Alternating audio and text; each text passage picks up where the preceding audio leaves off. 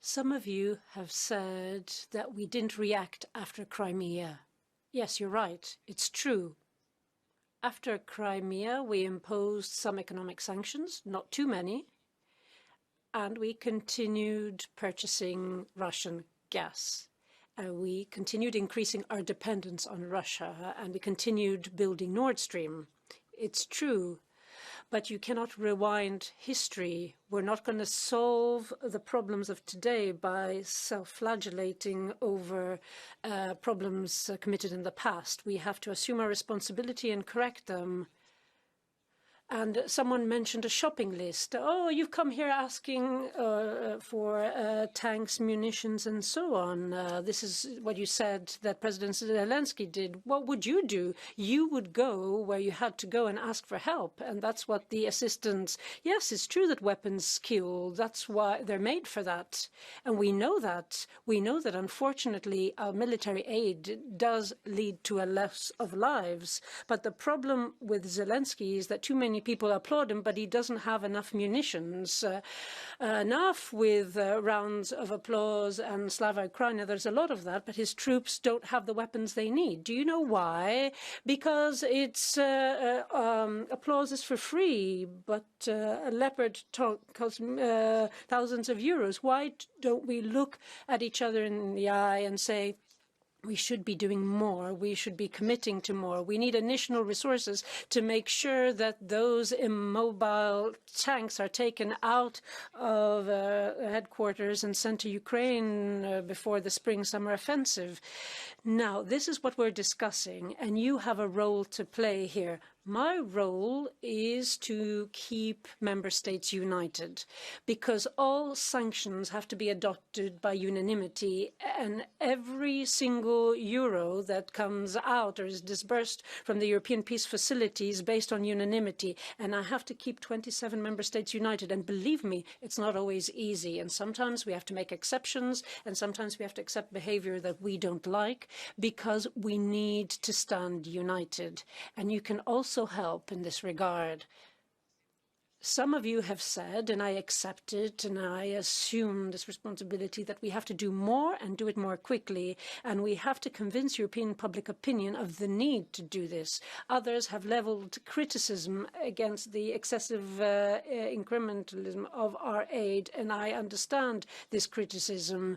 If we had done what we're doing now earlier, we would have saved lives, and it would have been easier to defend Ukraine.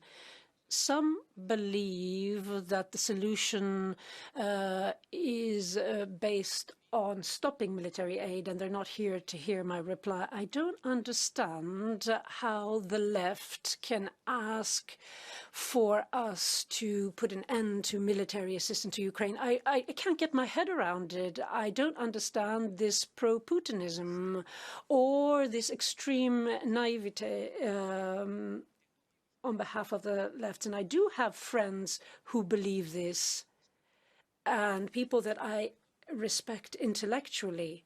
But do you really believe that if we didn't provide Ukraine with the munitions that they need every day, every hour to continue defending themselves, do you really think that that would push Putin to the negotiating table?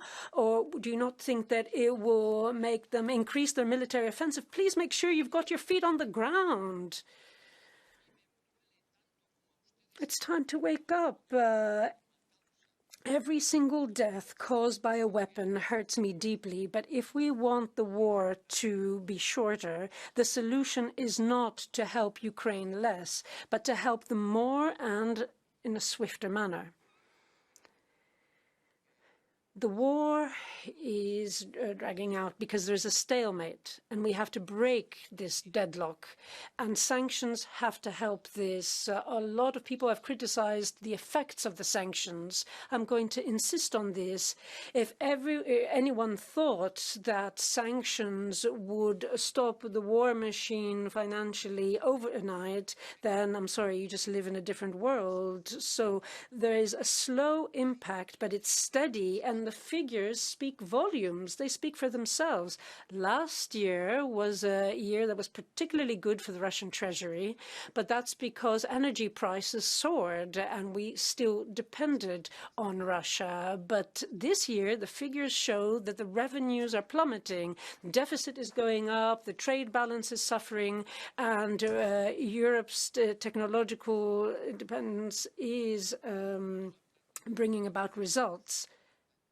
Some have said that at the end of the day, it's just NATO that counts if we want to defend Europe. And that raises, once again, the debate on NATO and the strategic independence of Europe. Yes, NATO plays a very important role, but we cannot shy away from our own responsibilities. We need to have military capabilities we didn't have because we were used to the dream of peace, and that is why our warehouses and depots were not full, but yet the war is back and we have to tackle it.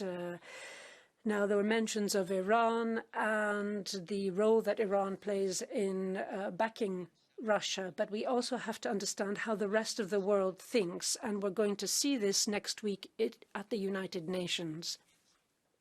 Because not everyone thinks the way we do, and not everyone has the same assessment of the impact of this war. I'm fortunate enough to meet leaders in Latin America, Southeast Asia, Africa, and many have swallowed the Russian propaganda and the disinformation that says that increased food prices and energy prices are because of our sanctions, and we have to explain that it's not the case. Food prices go up when those who are saying that they're going up are blocking wheat from leaving Ukrainian ports. It's extremely important to educate. It's important to raise awareness because whether we like it or not, in Africa there is strong anti-colonial sentiment and a strong anti-imperialist sentiment in Latin America, and that means that a lot of its inhabitants and leaders see the war through different eyes. Now, the reality is multifaceted.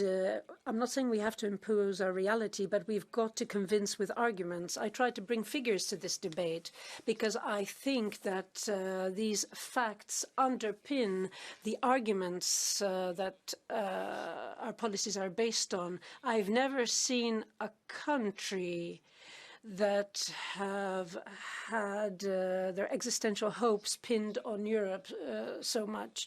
For those people who have not had freedom because of dictatorships like mine, the EU was seen as a beacon of freedom and for the future. But I've never seen a country where belonging to the EU hasn't had this existentialist dimension as the Ukraine. And that is why in French we have to provide support to this European dream, even though we know that the road will be long and winding, because to get peace we need to win the war.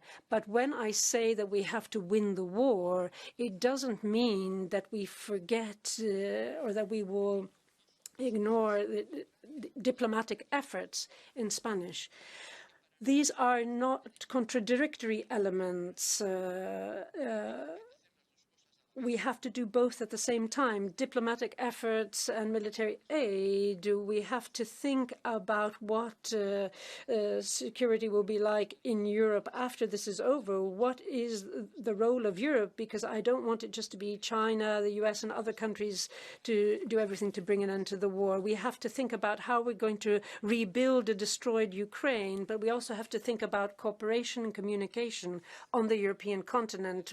We'll probably need new Russian leaders that will assume their responsibilities and assume the responsibility of what they've done, and that will be able to take their country towards reconciliation and a common future. In the same way as after the Second World War in Europe, we had leaders that managed to push forward with reconciliation and reconstruction. And that is why we have to double down our efforts to focus on this. Everyone, you too, this debate has been extremely important because it has opened my eyes to the fact that there are still members of this parliament that think that what we're doing is the wrong thing.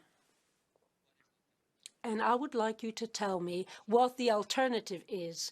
Look me in the eyes and tell me that you accept that Russian troops will go into Kyiv and set up Belarus-like regime, because that is going to be what will happen if we stop providing military aid to Ukraine. And since we don't want this, we have to continue harnessing our sanctions, this slow-acting poison that is undermining the Russian economy. And we have to continue providing military support to Ukraine. We have to not do it very slowly and steadily, but quickly. And we have to take more risks. And let me tell you that we're in the midst of a war. We're not waging the war. It's not our young people who are dying in Kyiv, but it is a war that affects us because our security hinges on the outcome of the war. And as President Macron said, that we don't have this mentality of a war economy, and we should, because otherwise